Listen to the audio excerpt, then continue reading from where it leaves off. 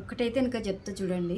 మన గురించి, మన సంసారం గురించి ఎవరికీ అనేది షేర్ చేసుకోకూడదు, చెప్పకూడదండి. ఎంత క్లోజ్ ఫ్రెండ్స్ అయినా కానీ చెప్పినారు అంటే గనక మన జీవితం నాశనం ఆన్నే.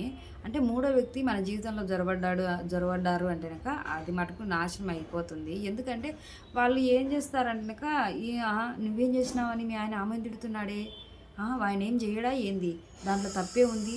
అది ఏ విషయం, చిన్న విషయమైనా కానీ ఇప్పుడు భార్యాభర్తలు గొడవ పడుతున్నారు అనుకోండి, అది ఒక గంట 2 గంటలు లేదా ఒక రోజు అంతే, అంత మించి ఎక్కువసేపు మాట్లాడుకోకుండా అయితే కనుక ఏమీ ఉండరు. ఏదో ఒక విషయంలో తిట్టుకుంటున్నా కొట్టుకుంటున్నా మాట్లాడుతూనే ఉంటారు. అదే ఒక మూడో వ్యక్తి వచ్చింది అనుకోండి, సంవత్సరాలు పడుతుంది, నెలలు పడుతుంది, అలా అవుతూ ఉంటుంది. అంటే ఆమె ఏదో ఒకటి నువ్వేం చేసావని, నువ్వెందుకు తగ్గాల, నీకేం పని అన్నారనుకోండి, ఇక్కడ ఈమెకైనా కోపం పెరిగిపోతుంది. అవును నిజమే కదా, నేనేం చేశానని నేను అనలా, నేనింటికి తగ్గాల, నేనింటికి మాట్లాడాలా, ఈ విధంగా అనేది పోతూ ఉంటుంది. అందుకే ఇంకొక ఎవరు అనేది వేడికి రాకూడదు. ఇంకా అది కూడా అనేది పక్కింటి ఇప్పుడు మామూలుగా ఇంటి పక్కన ఉంటారు కదండి, కొన్ని దగ్గర అనేది ఇంటి పక్కన ఉన్న మంచిళ్ళే ఉంటారు, కొంతమంది అనేది చాలా చెడ్డవాళ్ళు ఉంటారు. నేను ఎందుకు చెప్తున్నానంటే కొన్ని ఇళ్ళలో చూస్తూ ఉన్నాం కదండి, అందుకనేది చెప్తూ ఉన్నాను. ఇప్పుడు పొద్దున్న రోజు డైలీకి ఒకసారైనా కొట్లాడి తాగి కొట్టుకుంటా, బొచ్చులు పట్టుకుంటా, తిట్టుకుంటా పిల్లమ్మ ఉంటారు. వాళ్ళ గురించి వీళ్ళు పట్టించుకోరు, పక్కన ఉన్న వాళ్ళు పట్టించుకోకుండా ఉంటారు. కానీ వీళ్ళింట్లో చిన్న గ్లాస్ శబ్దమైనా కూడా అమ్మో ఏదో కొట్లాడుతున్నారే, ఏమో వీళ్ళింట్లో ఇంత కొట్లాడుతున్నారా అనుకుంటా. అనుకుంటే పర్లేదులే, ఏమన్నా అనుకోనిలే అనుకని.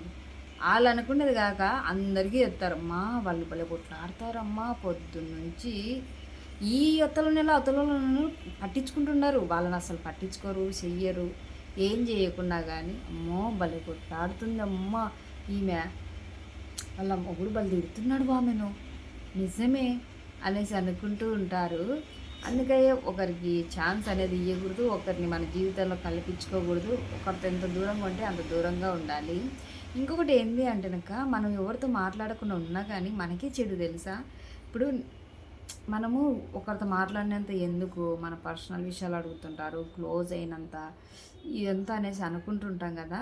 కొంతమంది ఎలా ఉంటారంటే, కొంతమంది వాళ్ళ ఇంట్లో సంసారం వాళ్ళది అన్నట్టుగా, అంటే వాళ్ళ సంసారం వాళ్ళు చేసుకోవడము, వాళ్ళ ఇంట్లో వాళ్ళు ఉండడము చేస్తూ ఉంటారు. అంటే ఏం పని ఇంటెనక చేసుకోవడము, లేదా ఆఫీస్కి పోయి రావడము, ఉండడం చేస్తుంటారు. కొంతమంది ఉంటారు చూడండి, వాళ్ళు ఏం చేస్తారంటే ఎవరిళ్ళలో ఏం జరుగుతుంది అని గుమ్ము గుడి వరాలు చేస్తూ ఉంటారు. వాళ్ళ ఇంట్లో ఏం జరిగింది, వాళ్ళ ఇంట్లో కొట్టుకున్నారు, లేదా వాళ్ళు ఇది కొనుక్కొచ్చుకున్నారు, లేదా వాళ్ళు అది కొనుక్కొచ్చుకున్నారు, వాళ్ళు మనం కట్టుకునే చీర బాగుంది అబ్బా, అయినా ఈ మధ్య కొత్త చీరలు కట్టుకుంటుంది, ఏమో మరి ఎందుకు కట్టుకుంటుందో ఏమో, ఇట్లా అనేది మాట్లాడుకుంటూ ఉంటారు. అంటే నాకు వాళ్ళ ముందర కొత్త చీర కట్టుకున్నా తప్పే, పాత బట్టలు వేసుకున్నా తప్పే, ఏందమ్మా పాత చీర, ఎప్పుడు ఆ చీర కట్టుకుంటూ ఉంటుంది. అసలు వాళ్ళ మొగుడికి ఎంత వచ్చిందో ఏమో జీతము, అసలు బట్టలు కొనిచ్చారో లేదో, తిన్నికి కూడా ఉన్నట్టు లేనట్టుంది అని అనుకుంటూ ఉంటారు. వాళ్ళకి తిన్నికి లేకుంటే మీకేమి, ఉంటే మీకేమి, వాళ్ళు కొత్త చీర కట్టుకుంటే మీకేమి, కట్టుకోకుంటే మీకేమి, వాళ్ళు ఏం బట్టలు వేసుకుంటే మీకేమి, అలా ఏమీ ఉండదు. ఇంకా గొనుగుతూనే ఉంటారు, అంటే అంటూనే ఉంటారు. మనం ఏం చేసినా కానీ అంటూనే ఉంటారు. లేదా మనం ఎవరితో మాట్లాడుకున్న ఇంట్లో ఆ పిల్లమ్మ అసలు ఎవరితో మాట్లాడదు, ఇంట్లో ఏం చేస్తుంటారో ఏమో, నన్ను ఎట్టండి అది పిల్లలు అంటే కనుక వాళ్ళతో వీళ్ళతో మాట్లాడుకుంటా బాగా ఉండాలి అనేసి అంటూ ఉంటారు. లేదు అన్నట్టుగా అందరితో సరదా మాట్లాడు, ఆ పిల్లది ఏం పిల్లదే ఎప్పుడు అందరితో అట్లా మాట్లాడుతుంటుంది, ఏమన్నా పనేనా, ఇంట్లో తిని ఉండక ఆయన మొగుడు తెచ్చి పెడతంటే తినుకుంటా వీళ్ళకి దిక్కు తెలియదులే, అసలు ఎప్పుడు అందరితో అట్లా మాట్లాడుతుంటుంది, ఏం పని ఉంటుంది అని అంటూ ఉంటారు. ఏదో ఒక విషయంలో అంటూనే ఉంటారండి. కానీ మనము జనాలకి ఎంత దూరంగా ఉంటే అంత మంచిది. అట్లా అనేసి దూరం అనేసి అనట్లేదు, మాట్లాడాలి. ఏమంటే ఏమి అంతే, ఏం చెప్పండి అన్నారు అనుకోండి, మనం అంతే.